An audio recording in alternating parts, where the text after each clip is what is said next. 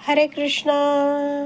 आज आपण मंगलाचरण या प्रार्थनांमधलं श्री गुरु प्रणाम ओम अज्ञानतिमिरंधस्य या श्लोकाचा विस्तृत सविस्तर डिटेल असा अभ्यास करणार आहोत. तर हे अज्ञान काय असतं ते आपण जाणणार आहोत. सुरू करण्याआधी श्रील प्रभुपादांना प्रार्थना करूया. हे श्रील प्रभुपाद, आम्हाला हे श्लोक समजण्यासाठी आशीर्वाद द्या. धन्यवाद प्रभुपाद. तर मंगलाचरण हे का गायचं, का म्हणायचं एखाद्या गोष्टीची सुरुवात करताना? तर कोणतंही कार्य करताना अमंगल काही होऊ नये म्हणून मंगलाचरण म्हणजे हे मंगलमयी श्लोक गायले जातात. यांमध्ये गुरु, वैष्णव आणि भगवंत यांना प्रणाम केला जातो. तर आपण सुरू करूया. हा श्लोक पहिला दिलाय तो वाचायला. ओम अज्ञानतिमिरंधस्य ज्ञानांजनशलाकया चक्षुरुन्मीलितं येन तस्मै श्री गुरवे नमः. याचा अर्थ वाचूया आपण. दुसरा श्लोक आहे तो. आधी हा पहिला श्लोक समजून घेतल्यावर मग दुसरा वाचूया. तर खाली अर्थ दिलाय तो वाचतेय. माझा जन्म अज्ञानमय अंधकारात झाला होता, परंतु माझ्या आध्यात्मिक गुरूंनी प्रकाशमय ज्ञानाने मला दृष्टी प्रदान केली आहे. मी त्यांना सादर प्रणाम करतो. तर पहिलीच प्रार्थना आहे ती गुरूंना केलेली आहे. तर ह्यामध्ये एक शब्द काय आहे? अज्ञान हा शब्द आहे. तर हे अज्ञान म्हणजे काय आहे ते आपण जाणून घेणार आहोत. तर आपण सगळे कोण आहोत? जीव आहोत, जीवात्मा आहोत, आत्मा आहोत. तर असा हा जो जीव आहे, जीवात्मा आहे, तो या भौतिक जगतात येतो आणि त्याला इंद्रिय तृप्ती करायची इच्छा आहे. म्हणजे इथे या भौतिक जगतात इंद्रिय तृप्ती करण्याची जीवात्म्याला जेव्हा इच्छा होते तेव्हा त्याला या भौतिक जगतात पाठवलं जातं. त्यामुळे त्या जीवात्म्याला या भौतिक जगतात पाठवून दिलं जातं आणि भौतिक शरीर दिलं जातं, जेणेकरून या भौतिक शरीराचा वापर करून तो इंद्रिय उपभोग करू शकेल, इंद्रिय तृप्ती करू शकेल. खरं तर जीवात्मा कोण आहे? भगवंतांचा अंश आहे, भगवंतांचा नित्य दास आहे. आपण जसं म्हणतो की जीवेर स्वरूप होय कृष्णेर नित्य दास. तर हा दास आहे नित्य भगवंताचा. कोण? जीवात्मा. पण या जीवात्म्याची इच्छा काय? मला आता स्वामी बनायचं आहे. तर असा कायम सेवक असलेला जीवात्मा जेव्हा या भौतिक जगतात स्वामी बनून उपभोग घेणार आहे, तर त्याच्यासाठी त्याला त्याचं स्वरूप आहे. काय स्वरूप आहे? मी भगवंतांचा नित्य दास आहे हे त्याला विसरावं लागतं आणि तरच तो स्वतःला स्वामी मानू शकतो. तर असा हा जो जीवात्मा आहे या भौतिक जगतात येणार आहे, तर त्यासाठी त्याला ब्रह्माजी आहेत ते 5 अज्ञानाच्या वृत्ती जीवाला प्रदान करतात. तर हे सांगणारा एक भागवतम मधला श्लोक आहे, तो आपण वाचूया, जेणेकरून आपल्याला समजेल की या अज्ञानाच्या वृत्ती या जीवात्म्यामध्ये काय येतात, कशा येतात. आणि त्यासाठी आपण श्रीमद भागवतमचा 3ऱ्या स्कंधाचा 12वा अध्याय बघणार आहोत. 12व्या अध्यायामधला दुसरा श्लोक आहे. म्हणजे श्रीमद भागवतम 3रा स्कंध 12वा अध्याय दुसरा श्लोक 3.12.2 हा श्लोक वाचण्याचा मी प्रयत्न करते आहे. हा श्लोक आहे तो मैत्रेय मुनी विदुराला सांगत आहेत. ससर्जाग्रे अंधतमिश्रम अथ तामिश्रम आदिकृत महामोहं च मोहं च तमः च अज्ञानवृत्तयः.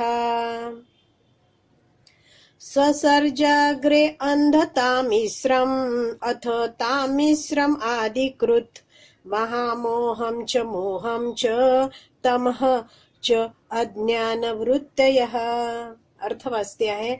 ब्रह्मदेवानी प्रथम आत्मवंचना, मृत्यूची जाणीव, विफलतेमुळे येणारा क्रोध मिथ्या स्वामित्वाची जाणीव आणि भ्रामक शरीर संकल्पना किंवा स्वतःच्या वास्तविक स्वरूपाचे विस्मरण यांसारख्या अज्ञानी वृत्ती निर्माण केल्या.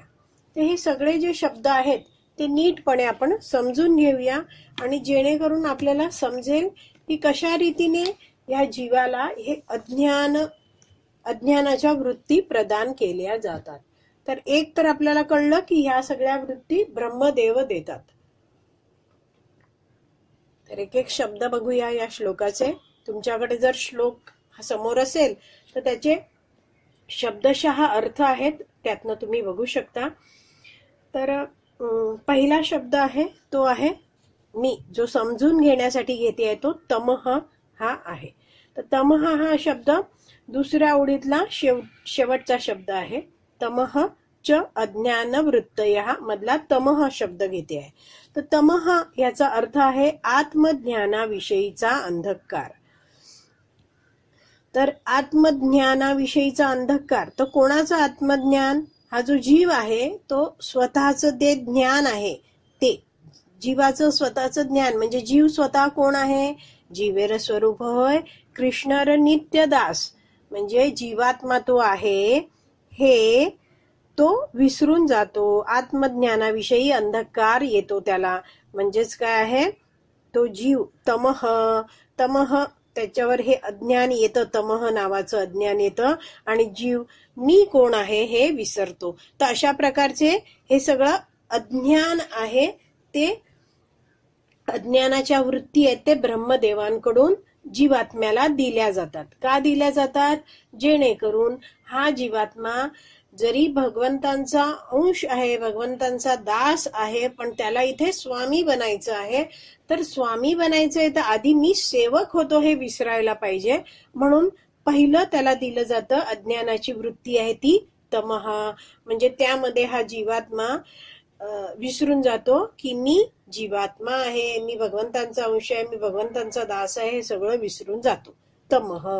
आता दुसरं अज्ञानाची वृत्ती काय दिली जाते त्याला? मोहम. तर मोहम शब्द आहे त्याचा अर्थ आहे भ्रामक संकल्पना. तर जेव्हा जीवात्मा आहे त्याला तमः हे दिलं जातं, हे अज्ञान दिलं जातं, तेव्हा तो विसरतो की मी जीवात्मा आहे ते. आणि मोहम हे स्वीकारल्याने काय समजतं? भ्रामक संकल्पना येते. म्हणजे काय होतं? जे नाही आहे ते तो मानायला लागतो. म्हणजे तो स्वतःला शरीर मानायला लागतो. देहात्म बुद्धी येते. हे शरीर म्हणजेच मी आहे असा हा आत्मा असलेला जो जीवात्मा आहे तो समजायला लागतो. म्हणजे स्वतःला मी स्त्री आहे किंवा मी पुरुष आहे, मी हा प्राणी आहे असं तो समजायला लागतो. तर तमः म्हणजे आपल्याला कळलं की जीवात्मा आहे तो मी कोण आहे हे विसरून जातो, मी जीवात्मा आहे हे विसरतो. आणि मोहम यामुळे तो स्वतःला आता शरीर मानायला लागतो. तर असा हा जो जीव आहे तो जेव्हा देहात्म बुद्धी मी शरीर आहे असं जेव्हा मानतो तेव्हा काय होतं? महामोहम. महामोहम हा शब्द दुसऱ्या ओळीतला पहिला आहे. तर महामोहम म्हणजे काय होतं? सुख उपभोगांच्या वस्तूंवरील स्वामित्व ह्याचा अर्थ दिला इथे. तर सुख उपभोगाच्या वस्तू असतात त्याबद्दल त्याच्यामध्ये स्वामित्व किंवा ममता निर्माण होते. जीवात्मा स्वतःला मी जीवात्मा आहे हे विसरतोय आणि शरीर समजायला लागला आहे. आणि त्यामुळे ज्या आसपासच्या उपभोगाच्या वस्तू आहेत ज्याच्यातनं त्याला वाटतं की मला सुख मिळेल, त्या सगळ्या गोष्टी त्याला माझ्या आहेत, ते माझ्या ममता आहे, त्याच्यावर स्वामित्व असं तो गाजवायला लागतो. या सगळ्या वस्तू माझ्या आहेत अशी त्याच्यामध्ये भावना येते. म्हणजे हे घर कोणाचं आहे? हे घर माझं आहे. ही माझी पत्नी आहे, हा माझा पती आहे, असे सगळे विचार येतात. तर हे माझं आहे ही भावना कधी येते? जीवामध्ये जेव्हा त्या सगळ्या गोष्टी असतात ते त्याच्या इंद्रिय तृप्तीसाठी वापरल्या जातात तेव्हा अशी भावना येते की हे माझं आहे. जसं उदाहरणार्थ समजा एक कुटुंब आहे आणि मुलाची परीक्षा होऊन रिझल्ट लागलेला आहे आणि मुलगा येतो आहे, मार्क बघतायत बाबा, तर चांगले मार्क मिळालेत, तर बाबा काय म्हणतात मुलाचे, हा माझा मुलगा खूप हुशार, खूप छान छान. आणि तेच जर मुलाची मार्क लिस्ट बघतायत, रिझल्ट बघतायत आणि खूप खराब मार्क आहेत, तर लगेच बाबा काय म्हणतो, बघ, बायकोला म्हणतो, हे बघ तुझा मुलगा कसा कमी मार्क मिळवून आलाय ते. म्हणजे स्वतःची इंद्रिय तृप्ती असेल, माझी जर वाहवा होत असेल, तर एखाद्या गोष्टीला मी माझं म्हणते. पण जर माझ्या इंद्रिय तृप्तीमध्ये बाधा येत असेल, तर त्या गोष्टीतलं ममत्व आपलं कमी होतं. तर अशा प्रकारे आपण जेव्हा स्वतः जीवात्मा आहोत हे विसरतो, तमहमुळे मोह होतो, स्वतःला शरीर मानायला लागतो, आपल्या सुख उपभोगाच्या वस्तूंवर आपण स्वामित्व गाजवतो, आपल्याला या सगळ्या गोष्टी माझ्या आहेत असं जेव्हा मानायला लागतो, तेव्हा आपण भोगाच्या इच्छेमध्ये अडकून जातो. आपण त्यावेळी काय म्हणतो की हे शरीर माझं आहे, मी उपभोग घेईन, माझं घर, माझी पत्नी, माझी मुले, प्रत्येक गोष्टीकडे हा जो जीव आहे ज्याने शरीर प्राप्त केलं आहे मनुष्याचं, तो प्रत्येक गोष्टीला आपल्या इंद्रिय तृप्तीचं साधन म्हणून बघायला लागतो आणि म्हणून भौतिक भोगामध्ये आसक्तीची भावना त्याची येते. तर हे सगळं होतं महामोहामुळे होतं त्याचं. आणि पुढे आहे तामिश्र. तर हा जो मोह आहे, इंद्रिय भोगामधली आसक्ती ही निर्माण झाल्यामुळे तामिश्र उत्पन्न होते. तर तामिश्रचा शब्दशः अर्थ इथे दिलाय, विफलतेमुळे येणारा क्रोध. विफलतेमुळे येणारा क्रोध. तर मनुष्याचं आपण बघितलं तिसरं काय आहे, महामोह. इंद्रिय तृप्तीसाठी तो एखाद्या गोष्टीमध्ये अडकतो, प्रत्येक गोष्टीला इंद्रिय तृप्तीचं साधन म्हणून बघायला लागतो. तर अशा वेळी जर आपली इंद्रिय तृप्ती झाली नाही, विफल झाला इंद्रिय तृप्तीमध्ये, तर त्याला खूप क्रोध येतो. म्हणजेच काय, इंद्रिय तृप्तीची वस्तू प्राप्त झाली नाही तर क्रोध येतो, किंवा प्राप्त झाली आहे, मिळाली आहे एखादी इंद्रिय तृप्तीची वस्तू, पण आता ती हातातनं निघून गेली आहे आपल्या, तरीही ह्या मनुष्याला क्रोध येतो. आणि असा हा जो जीव आहे तो महामोहामध्ये आहे, तर त्याला इंद्रिय तृप्तीमध्ये बाधा आलेली आवडत नाही. तर असा जो आहे तो काय म्हणतो की मला हे सगळं असं हवं आहे, शांतपणे मला हे उपभोगायचं आहे, कोणी मध्ये मध्ये अडथळा आणायचा नाही, असं तो विचार करतो सगळं. तर असा हा जो तामिश्र उत्पन्न झालेला, म्हणजे तामिश्र हे अज्ञान उत्पन्न झालेला जो जीव आहे, त्याच्यामध्ये आणखीन काय विचार येतात, ते आहेत सगळे अंध तामिश्र. पुढचं तर अंध तामिश्र म्हणजे मृत्यूची जाणीव त्याला व्हायला लागते. तर ते कसं होतं, तर हा जो जीव आहे तो विचार करायला लागतो की माझ्याकडे इतक्या सगळ्या इंद्रिय तृप्तीच्या सुंदर सुंदर वस्तू आहे, मला इंद्रिय तृप्ती करता हे छान शरीर मिळालंय, पण जर माझा मृत्यू झाला तर हे सगळं मला सोडून द्यावं लागेल, याचं भय त्याला उत्पन्न होतं. तो विचार करतो, एवढे मी पैसे कमवलेत, पण हे सगळं मला सोडावं लागेल, तर ही जी सगळं सोडून जायला लागेल आणि मृत्यूची जाणीव आहे, त्याला अंध तामिश्र असं म्हटलं जातं. तर हे सगळे जे आहेत 5 आपण वाचले, ते पहिलं आहे तम. तममुळे जीवात्मा विसरून जातो की मी जीवात्मा आहे. दुसरं आहे मोहम. मोहमुळे तो स्वतःला शरीर मानायला लागतो. तिसरं आहे महामोहम. ह्यामध्ये तो सुख उपभोगाच्या ज्या वस्तू आहेत त्यावर स्वतःचं स्वामित्व गाजवायला लागतो.